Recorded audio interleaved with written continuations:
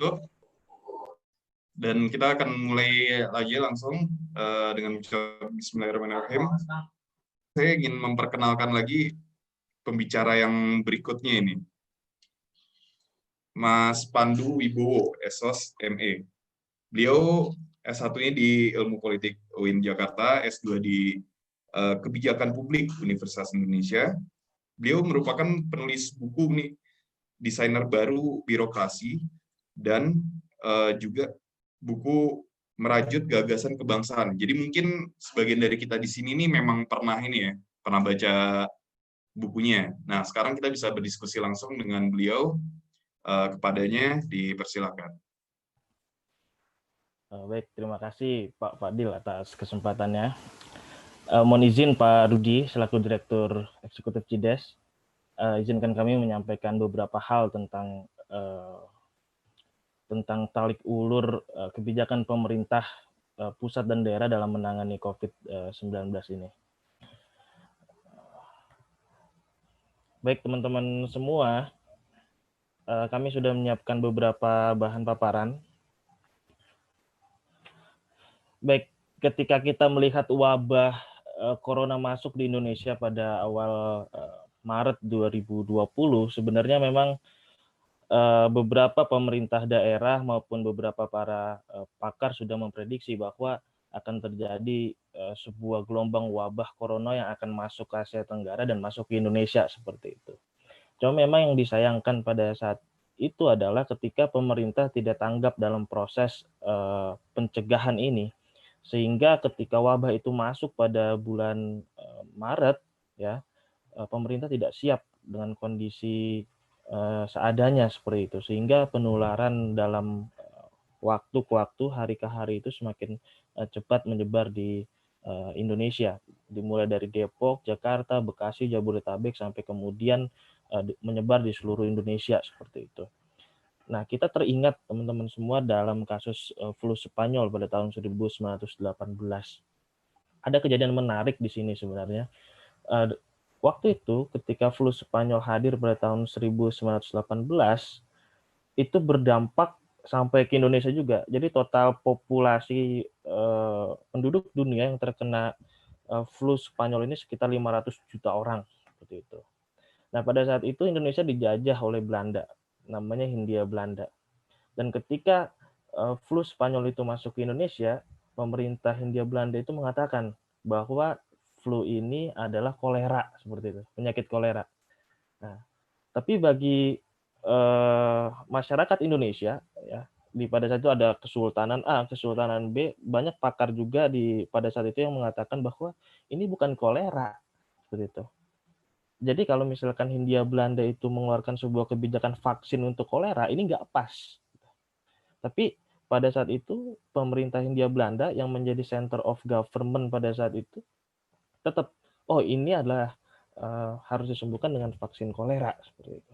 Nah, akhirnya prediksi ini salah, sehingga kasus flu Spanyol itu menyebar juga di seluruh Indonesia. Ya. Penduduk Indonesia pada saat itu terkena dampak dari flu Spanyol ini dan angkanya puluhan ribu juga. Artinya memang kita dapat simpulkan seperti yang tadi Mas Ridwan bilang, divided government dari dulu sampai sekarang gitu ya, antara pemerintah pusat dan pemerintah daerah itu sudah ada seperti itu. Nah, kasusnya faktor-faktornya apa? Nah, itu yang nanti kita akan bahas gitu. Dan dalam flu Spanyol ini ada yang menarik, salah satu negara yang memang tidak terlalu terkena dampaknya itu adalah China. Kenapa tidak kena China? Karena memang mereka menganut center of government, pusat pemerintahan yang ada di pusat seperti itu. Jadi memang inilah kelebihan negara komunis dibanding negara demokrasi ketika ada sebuah wabah, ada sebuah masalah.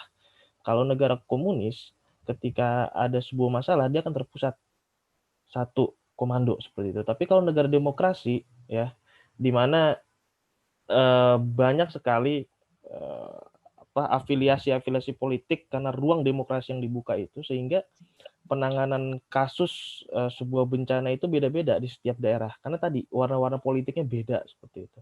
Nah, itu introduksi terkait flu Spanyol. Sekarang kita masuk ke kasus COVID-19 di Indonesia.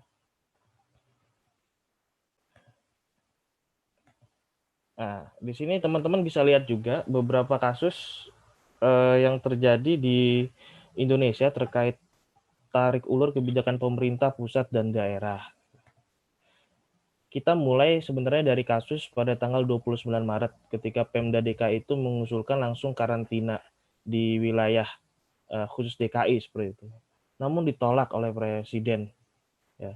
Karena Presiden memandang bahwa ketika proses karantina ini akan terjadi sebuah kekacauan seperti layaknya di India, kemudian di Italia seperti itu, sehingga pemerintah sendiri tidak menginginkan kasus atau fenomena seperti itu dan lebih memilih kebijakan PSBB ya pada tanggal 10 April. Akhirnya kebijakan yang dikeluarkan oleh Pemda DKI yang rencananya itu untuk karantina tidak jadi, diganti menjadi PSBB.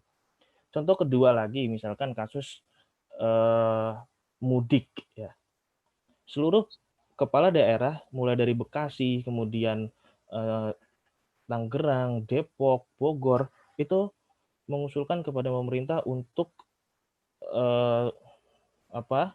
untuk tidak menyetujui warga yang ada di DKI itu mudik ke daerah asalnya seperti itu. Bahkan pemerintah daerah yang di ujung sana mulai dari Jawa Timur kemudian Jawa Tengah meminta pemerintah pusat untuk melarang mudik.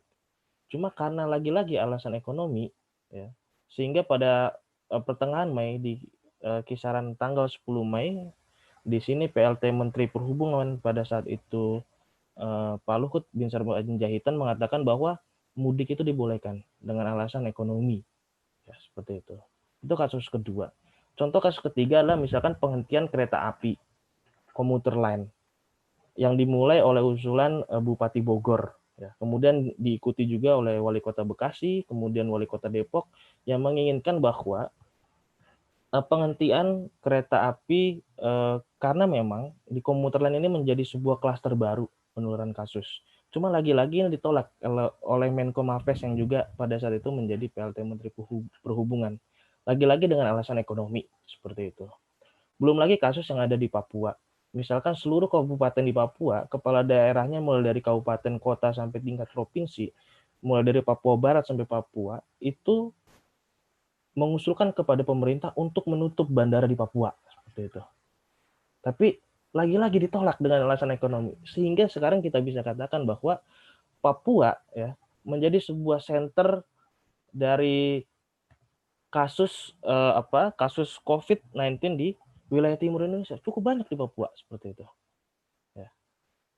Dan ini menjadi sebuah perhatian. Kenapa Papua yang warganya itu jarang pindah-pindah ya, dalam arti dia dinas ke daerah lain dan lain sebagainya, tapi kenapa banyak kasus di sana seperti itu. Artinya ketika ada 1-2 orang yang masuk ke Papua kemudian dia tertular COVID, dia mampu cepat menularkan virus itu. Karena tadi tidak ada edukasi yang cepat masuk di di penduduk Papua seperti itu. Kemudian kasus selanjutnya adalah polemik pembagian bantuan sosial ya. Kita belum lama mendengar bahwa banyak kepala daerah yang mengeluhkan bantuan sosial ini diberikan seolah-olah ada kepentingan politik dari pemerintah pusat seperti itu. Ini kasus yang keempat. Kemudian contoh lainnya adalah misalkan penyampaian data COVID-19 yang tidak satu pintu. Kalau teman-teman lihat misalkan di Korea Selatan, kemudian Jepang dan juga New Zealand, ya bahkan negara-negara yang sudah turun angka COVID-19 ini, mereka menyampaikan kasus COVID setiap hari kepada masyarakat itu satu pintu. Tapi kalau kita lihat Indonesia, betul setiap hari melakukan konferensi pers menyampaikan berita tentang COVID dari pemerintah pusat. Cuma daerah memiliki data masing-masing. Belum lama saya melihat, misalkan di DKI, ya. Di DKI itu kasus COVID per hari, misalkan angkanya itu dari pemerintah pusat 103. Tapi ketika kita melihat data dari Corona DKI, kasusnya itu 67 seperti itu. Artinya ada perbedaan. Pusat data sekian, DKI sekian. Nah ini yang menjadi persoalan kita. Ya. Tidak ada data mana sih yang bisa membuat masyarakat percaya, pusat atau daerah seperti itu. Selanjutnya teman-teman, di slide selanjutnya Kita bicara sekarang faktor-faktornya, faktor tarik ulur pemerintah dan daerah. Apa sih faktor-faktornya? Ada 4 hal yang menurut hemat kami menjadi faktor kenapa perbedaan kebijakan antara pusat dan daerah itu kelihatan sekali di publik. Yang pertama adalah perbedaan pandangan politik atau afiliasi politik. Gitu. Ini yang tadi saya sebutkan. Kalau negara komunis, dia itu satu pintu pasti. Karena partainya satu, dia satu komando di pusat. Tapi kalau negara demokrasi, dia memiliki afiliasi berbagai partai politik seperti itu, organisasi politik, sehingga warna-warnanya beda. Ketika pemerintah pusat warnanya merah, pemerintah daerah kalau ada yang warnanya hitam putih berbeda pasti kebijakannya, karena tadi ada afiliasi politik di situ. Kemudian faktor yang kedua adalah memanfaatkan situasi untuk mencari panggung politik. Nah, kasus corona di Indonesia ini menjadi sebuah peluang dari para kepala daerah yang ingin naik karirnya seperti itu. Misalkan dari bupati yang menginginkan mau jadi gubernur, pasti dia akan memanfaatkan kasus ini sebagai panggung politik dia. Oh, kita berhasil menangani COVID seperti itu. Gubernur mau menjadi presiden, pasti dia akan tampil selalu di depan publik menyampaikan data-datanya walaupun itu berbeda dengan pusat. Begitupun pusat, ya, tidak ingin mendapat penilaian negatif publik atas kinerjanya. Sehingga dia mengcounter, data yang disampaikan daerah ini tidak benar. Oh, kebijakan yang mau dikeluarkan daerah ini tidak benar seperti itu. Padahal itu belum dilakukan komparisasi kajian yang tepat. Seperti itu. Nah, yang terakhir adalah kondisi setiap wilayah beda-beda ya. Jadi dalam pendekatan public policy itu ketika ada sebuah masalah ya yang sifatnya nasional, penanganan itu harus beda-beda setiap daerah. Karena mereka memiliki geografi yang beda, populasi penduduk yang berbeda, gender yang berbeda, dan juga budaya yang berbeda. Maka kondisinya itu berbeda-beda cara menanganinya. Nah, inilah faktor-faktor kenapa terjadi tarik ulur antara pemerintah pusat dan daerah dalam menangani COVID itu sendiri. Nah, selanjutnya teman-teman, ini adalah beberapa data ya. Sekarang kita dihadapkan dalam sebuah kontroversi informasi. Apakah kita siap menuju new normal atau tidak? Seperti itu. Di sisi lain, pemerintah mengatakan pada tanggal 5 Juni, seluruh instansi pemerintah khususnya itu harus sudah bersiap masuk era new normal. Bahkan terakhir surat edaran dari Menteri Pan-RB Bapak Cahyokumolo mengatakan ASN itu harus masuk tanggal 5 Mei. Tapi Gubernur DKI dalam hal ini adalah Anies Baswedan mengatakan belum tentu PSBB ini adalah PSBB penghabisan, bisa jadi ditambah seperti itu. Nah, sedangkan pusat sudah start duluan mengeluarkan statement bahwa tanggal 5 ASN harus masuk seperti itu. Nah, inilah yang harus kita analisis bersama teman-teman semua. Ya, kenapa pemerintah kemudian ingin menerapkan new normal? Kalau kita melihat grafik di warna hitam ini, ya, di sini bisa kita lihat teman-teman semua, yang warna biru itu ekonomi dunia ya. Jadi ekonomi dunia itu dari pertumbuhan 3% turun menjadi 1% karena dampak corona ini. Kemudian kerontokan ekonomi dunia itu juga berlanjut kepada ekonomi nasional. Yang tadinya ditargetkan itu di angka 5,4%, anjlok di kuartal pertama menjadi 2,8%. Dan juga investasi yang tadinya ditargetkan 5%, itu turun menjadi 1,7%. Dan garis kuning yang menanjak tinggi ini adalah jumlah pengangguran. Ya. Akibat corona ini data terakhir bulan Mei, awal Mei itu ada 6,4 juta pengangguran baru karena corona. Ini belum dihitung dengan pengangguran yang sebelum ada corona seperti itu. Nah, data-data ini lah yang menjadikan sebuah alasan bahwa perlu ada pemulihan ekonomi yang harus dilakukan oleh pemerintah pusat agar masyarakat itu tidak jatuh miskin, tidak menderita akibat corona ini. Seperti itu. Nah, cuma pendekatan dan pemilihan pendekatan new normal ini dikritik oleh pakar kesehatan dan juga pakar sosial serta juga pakar kebijakan publik.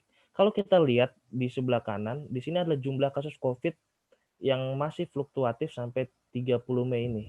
Hari ini saja kasus COVID itu sudah 25.773 dan kasusnya itu nggak flatten the curve, nggak kurva datar, tapi terus naik turun naik turun naik turun naik turun. Nah, ini yang masih menjadi pertanyaan. Apakah Indonesia sudah melewati masa puncaknya atau belum? Seperti itu. Nah, kalau kita lihat di bawahnya, daftar daerah yang RT-nya 1, RT itu kan kalau tadi disebutkan Pak Rudi kan responden ya yang terkena yang bisa menularkan COVID. Misalkan kalau dia 2, berarti kalau 2%, maka dia satu orang itu bisa menularkan 2. Kalau 3% dia bisa menularkan 3. Nah, ini data-data yang sebenarnya menggembirakan kita seperti itu. Angkanya kurang dari 1%. Jawa Barat sudah 0,90, Jawa Tengah 0,86 seperti itu. Intinya ini adalah daerah-daerah yang sudah di bawah 1% angka penularannya.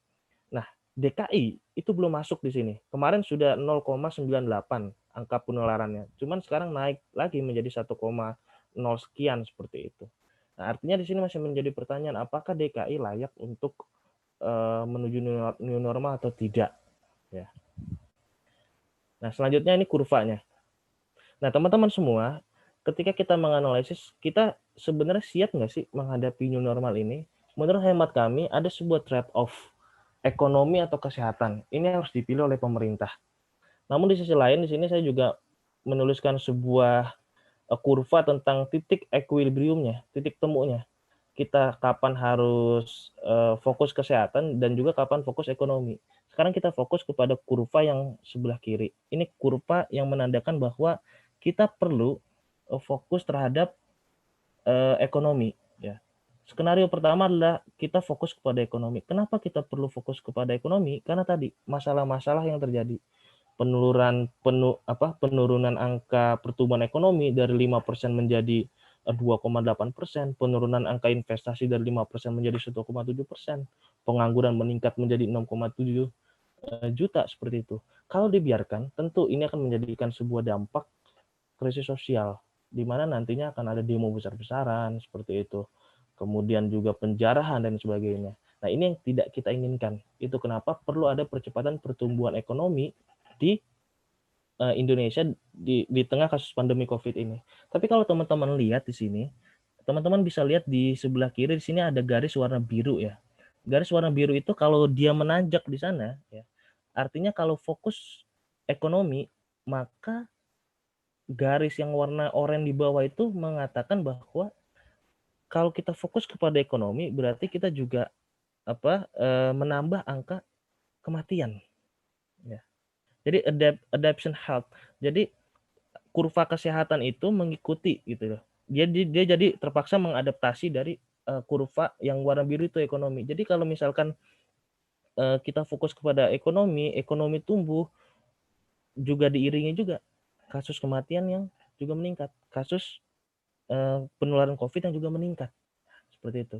Jadi ada semacam opportunity cost, ada biaya yang hilang di situ. Dilema memang, ketika kita nilai ekonomi, maka angka kasus COVID bertambah. Nah, ini kalau kita fokus kepada ekonomi. Nah, sekarang kita ke bawahnya, ke skenario yang choose health. Kita lebih memilih fokus kesehatan. Kalau kita memilih fokus menurunkan angka penyebaran COVID-19, dampaknya juga lesu ekonominya. Tadi, takut adanya krisis sosial karena banyaknya pengangguran, ekonomi tidak tumbuh, seperti itu. Nah, ini yang kita takutkan. Nah, oleh sebab itu, menurut hemat kami, kita perlu memakai skenario ketiga. Skenario ketiga ini kita sebut dengan moderate step. Ya. Kita harus ada di titik equilibrium, pertemuan antara fokus ekonomi dan fokus kesehatan di situ. Ya. Nah, apa sih faktor-faktor ketika kita bisa mencapai angka titik equilibrium ini? Nah ini, sorry. Oke.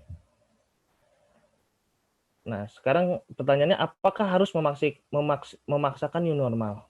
Pertama ya, ini data yang kita ambil dari kumparan.com yang kemarin baru dirilis berdasarkan hasil kajian beberapa lembaga NGO internasional. Pertama, indeks penularan corona. Belum ada satu daerah pun di Indonesia yang angka RT-nya itu konsisten. Ya. Kalau tadi kan kita lihat ya, angka RT itu masih di bawah, sudah di bawah 1%, tapi masih ada 0,90, 0,80, bahkan Jakarta yang tadinya 0,90 meningkat lagi menjadi 1, sekian seperti itu. Artinya belum ada yang konsisten turun selama 14 hari. Beda halnya seperti di Vietnam dan Thailand. Angka RT itu selama 14 hari itu sudah turun di angka 0,32. Dan itu syarat untuk bisa new normal. Artinya indeks penularan corona itu turun drastis seperti itu. Kemudian yang kedua, jumlah tes atau surveillance. Syarat minimal dari WHO yakni harus dilakukan 120.000 tes massal. Di Indonesia, ini baru hanya DKI yang melakukan tes massal yang melebihi 120.000, yakni 138.476 sampel yang sudah dilakukan. Dan 6.000 sekian itu positif corona. Nah, walaupun DKI sudah melewati angka 120.000 tes massal itu, tetap masih belum nih RT-nya itu di bawah 1% tadi, seperti itu. Ya. Ini baru DKI aja, belum yang lain. Artinya kalau misalkan tadi kita lihat ada daerah yang sudah di bawah 1%, artinya 0,70, 0,80, tapi dia belum melakukan tes massal. Kalau mereka melakukan tes massal, tentu akan menambah informasi lagi, oh si A terkena kasus corona loh, seperti itu. Oh si B ternyata positif loh.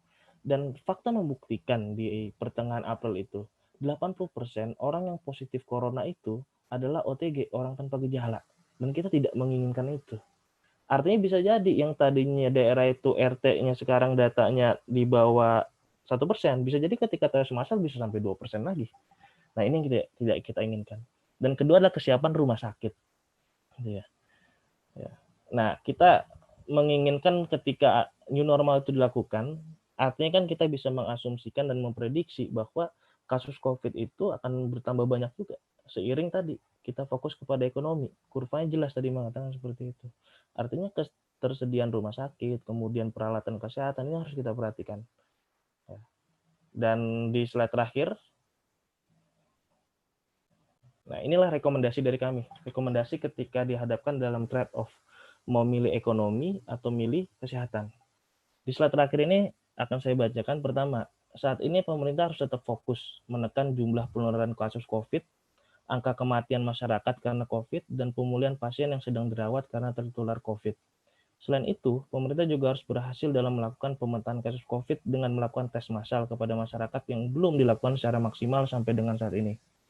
Kedua, dalam hal penanganan dan penekanan angka COVID, sebelum dilakukan kebijakan the new normal, maka pemerintah harus menjamin kehidupan masyarakat yang diminta untuk tetap di rumah, mulai dari menjamin bahan makanan dan minuman, serta kebutuhan pokok lainnya. Seperti itu. Dan sini membuktikan, kenapa Indonesia itu nggak mau lockdown. Ya. Dan kenapa milih PSBB. Ya. Bahkan Jokowi mengatakan bahwa kita beruntung memilih PSBB daripada lockdown, seperti itu. Sebenarnya kita nggak bisa membenturkan terminologi antara lockdown dan PSBB. Karena keduanya itu memiliki kelebihan dan masing-masing. Kenapa Indonesia memilih PSBB ya? Kita dapat simpulkan, pemerintah nggak mau menanggung kebutuhan pemenuhan kebutuhan masyarakat yang tinggal di rumah. Coba kita bayangkan kalau misalkan pemerintah menjamin kebutuhan masyarakat, memberikan sebuah stimulus ekonomi yang tepat seperti itu, dijamin kebutuhan selama per minggu sampai per bulan, pasti nggak akan ada yang mau keluar rumah. Cuma kan sekarang kenapa PSBB itu masih 60% efektivitasnya? Ya karena ini, tidak ada kompensasi yang diberikan pemerintah kepada masyarakat yang tinggal di rumah. Dan rekomendasi yang ketiga adalah, apabila pemerintah telah berhasil menekan jumlah korban COVID-19 yang tadi disampaikan bahwa RT-nya itu di bawah 1% ya, selama 14 hari baru new normal itu dapat dilakukan. Dan yang terakhir adalah pemerintah dapat mengeluarkan kebijakan new normal dengan beberapa persyaratan ketat. Selain menurunkan angka penyebaran COVID, angka orang dalam pemantauan dan angka orang yang meninggal dunia juga harus tetap memperhatikan kebijakan protokol kesehatan yang telah ditetapkan. Jangan sampai seperti flu Spanyol. Dan ini terjadi di Korea Selatan pada saat ini. Ketika sudah memulai new normal, terjadi kasus baru lagi. Seperti itu. Ada gelombang kedua, dan gelombang kedua di flu Spanyol itu lebih mematikan dan lebih banyak ketimbang gelombang pertamanya. Dan di sini kita sebagai civil society harus terus mengingatkan pemerintah tetap untuk waspada agar COVID ini bisa kita atasi bersama. Sekian dari saya, moderator.